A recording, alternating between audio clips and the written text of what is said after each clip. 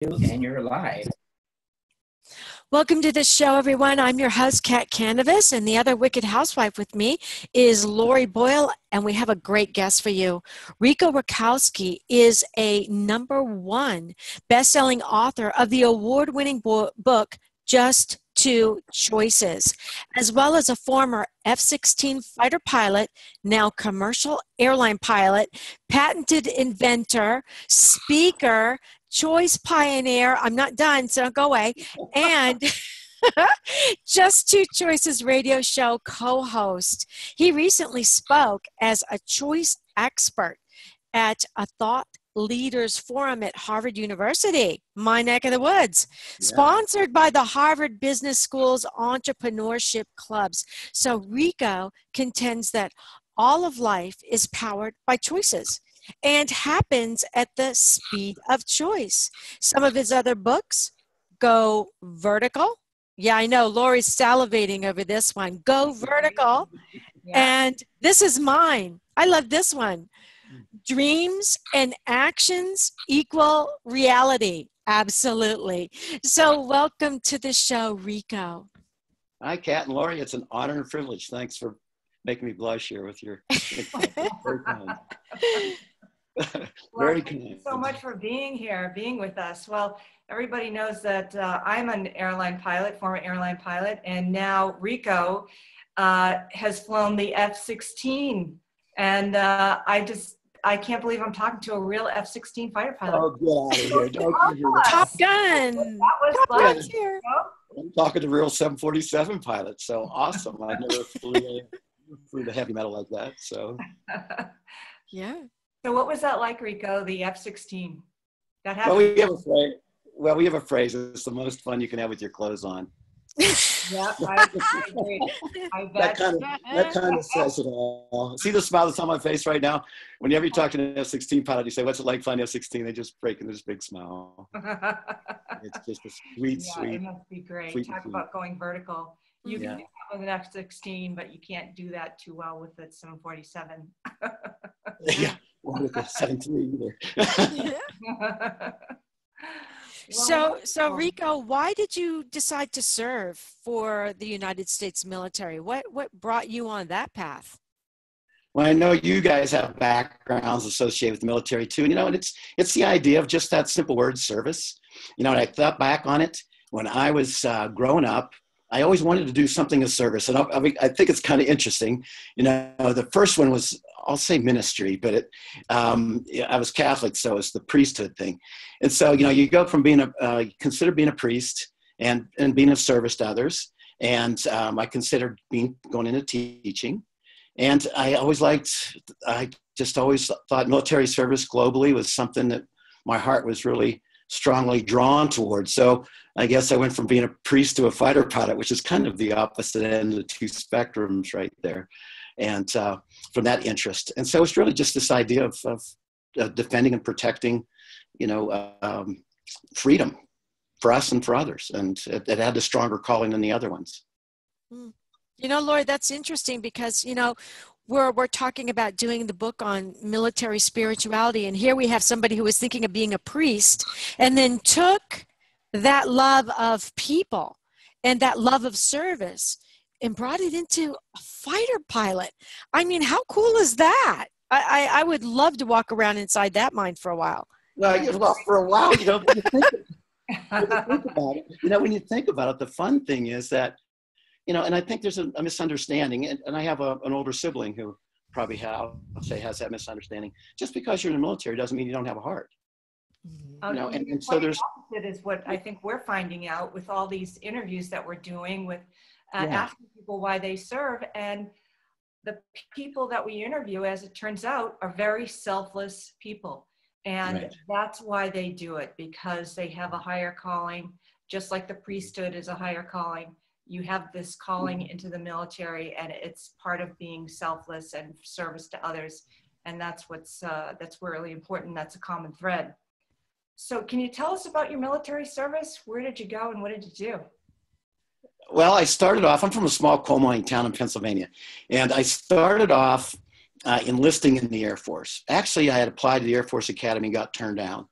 And then I enlisted for a year, and I reapplied to the academy, and I made it in. So, and then I said, this one doesn't take no for an answer. What's that, Kat? I said they looked at your paperwork and said, here's one that doesn't take no for an answer. And it's got to be a higher calling if he's going from priest into the military, because God knows it's not the pay. Well, yeah, that's true too. Especially enlisted, it's not the pay. Yeah. And so that's how it started off. And then I went into aircraft maintenance. So I was a maintenance officer for a couple of years, which I really, really love, because I really like getting my hands dirty. And it was always fun fixing airplanes. And I was up in Seattle at McChord Air Force Base doing that. And then I applied to flight school and decided I was going to make it a career. I mean, I wanted to be a career anyway, but I chose to stay in actually the heavies world. And I flew C-141s for a few years, but for about 6 years. And then what happened after that was I always wanted to fly fighters. And I had a chance out of flight school to go to fighters, and I turned it down and went to transports for the career move. And I had this idea of writing books to help kids, like Dreams Plus Action Equals Reality, and go vertical, because here I was living my dream. I've been turned down to live my dream to fly. And now I've been able to do it. And I thought, well, maybe there's a lot of other kids that are in that same situation as I am. And so I've never written any books before. My English teacher from high school was quite surprised. She said, "You wrote a book?" I said, "It was a none." I said, "Sister, writing has nothing to do with English. It's just an art form." Right. You have a great story talking about, turning you down. You had a great story about when you were in high school and you told your guidance counselor that you wanted to be a pilot. Yeah. And what happened there, Rico? Oh, yes. Yeah. It's, I appreciate you asking the question, Lori. It's kind of interesting because, again, I want everybody to know I was not upset by what I'm about to tell you. It was just what I called a just two choices moment. Now I know that I've written the book, Just Two Choices. It was just two choices. And so I was walking out of the guidance counselor's office, and she said to me, "Mr. Racosky," and I said, "Yes, sister." And I turned around and I looked to my left. I'll never forget. I looked over my shoulder, and she said to me, "You're never going to be a pilot. You're never going to get into a four-year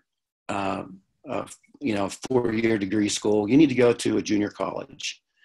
And I acknowledged it very politely, and I was not upset whatsoever, but I'll never forget, I turned around as I walked out of the guidance office. I said to myself, that doesn't sound right. So I had a just two choices moment. Do I believe in myself? Do I believe in my dream? Or do I believe in what somebody else perceived as my dream? And that really, I won't say that was the motivation for writing the books for kids and working with kids and helping them do goal setting, but it certainly had an impact when, for a lot of your life, perhaps you're getting the perception that you wouldn't be able to accomplish something like that, and which was so meaningful to me. And it's kind of have this smile on my face. I'm living my dream, and if I can help every kid to live their dreams too, imagine what the world would be like, regardless of GPAs and SAT scores and stuff, just to live your passion. Your book, you had that dream and you turned it into action, and that made your reality. You were the pilot you dreamed of being. And I think that's important, Lori. People will look at us or look at a child and judge them and almost try to box them into what that judgment is. But I always love to hear a story where someone goes, "Yeah, but I didn't believe what they said." And I went and did what I wanted to do. Yeah. Exactly. And I think every successful person has that moment where they've been told, "No, you can't," or you're not able to do that, or you don't have the talent, or you don't have fill in the blank. And yet they say, "Well, I'm going to try it anyway. I'm going to do it anyway." And I think that's a pivotal moment for a lot of kids, a lot of adults even. Yeah. But people have to realize that every successful person has had setbacks and has had people that haven't believed in them, and they've had to believe in themselves. And that's really the bottom line. And I think that, probably your service in the military definitely proved that to you, that they gave you an opportunity to step up, and you did.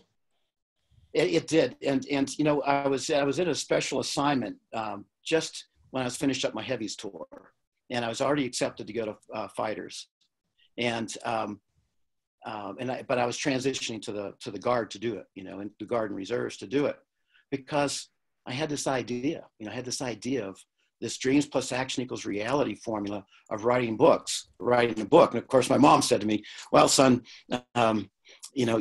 you really should have a degree in psychology or something like that if you're going to write a book on subjects like that. And they said, the guys that built the pyramids didn't have degrees in engineering. Michelangelo didn't have a degree in sculptor. You don't need a degree to do something. You just need to follow. I was blessed. It's a long, funny story about how that formula came about.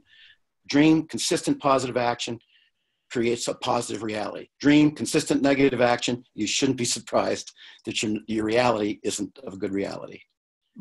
I love that. It's a great formula, Lori. I mean, we come up with dreams all the time, and then we're amazed when we make them come true. It's like, do you believe we did that? No. Yeah, we have big ideas over cocktails usually, and then we did it. And then we're amazed. It's like, oh my gosh, we can really make that work. So, Rico, what was your proudest moment in the Air Force? I think it's a combination of, the two top ones to me would be graduating from flight school. And then the other one's flying the F-16. And graduating from flight school is kind of like flying the F-16 from the point of view that it's never, it's always like the first flight. Every time you get into the F-16, it's just like, wow, I get to do this again, and it doesn't get boring or old. And the same as in flight school, you look back and you just go, I just don't believe I just did this. And they're going to trust me to do more of it. And so I'd say those are the biggest glowing moments, I would call them, in terms personally.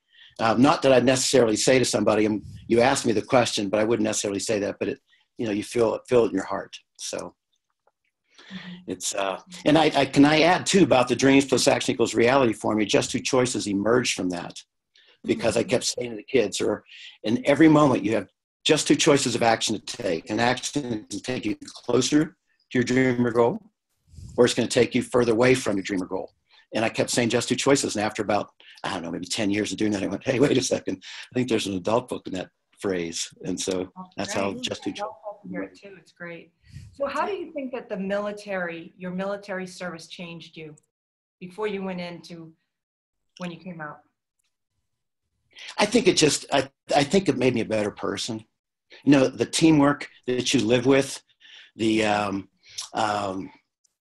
structure that's there. I didn't find the structure whatsoever to be intimidating, or, you have people tell their stories about how they tear you down and, make you start over. Like it's a humiliating thing. I mean, it's not.